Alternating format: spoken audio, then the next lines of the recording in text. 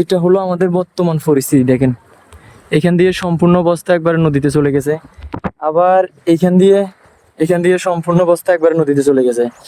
মানে এই বর্তমান পরিস্থিতিটা অনেকটাই খারাপ। নদীতে তীব্র স্রোত থাকার কারণে এখানে কত সুন্দর করে যে বস্তাগুলো দিয়েছিল, আস্তে আস্তে সবকিছু একবারে নদীর গর্ভে বিলীন হয়ে গেছে। এখানে মূলত হয়েছে, এখানে এই যে বস্তাগুলো দিয়েছে এভাবে পদক্ষেপ নিলে হবে না, নিতে হবে একবারে ভালোভাবে। যে বাজেটগুলো আসতেছে এই বাজেটগুলা এখন বর্তমানে সম্পূর্ণ নষ্ট হয়ে যাচ্ছে, মানে যাই দিতেছে তাই চলে যাচ্ছে। তাহলে তো এখানে বাজেটটা কাজটা সম্পূর্ণ করতে পারতেছে না।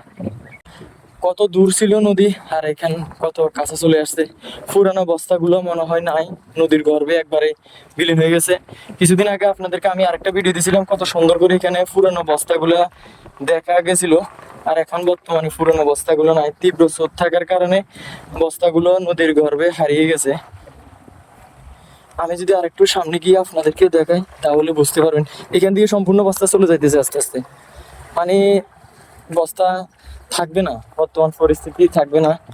আবার এই সাইড দিয়ে যদি আপনাদেরকে দেখাই, একবারে ভূমিহীন বাজার পূর্ব পাশে এখান দিয়ে মোটামুটি বস্তা আলহামদুলিল্লাহ একটা বস্তা লড়ে নাই, সম্পূর্ণ বস্তা অনেকটাই সামনে দেখা যাচ্ছে, সম্পূর্ণ বস্তা অনেকটাই ভালো। দেখেনি একটা বস্তা, মানে এখানে জায়গাটা একবারে ঢেল হয়ে আছে, খাড়া নাই আর কি।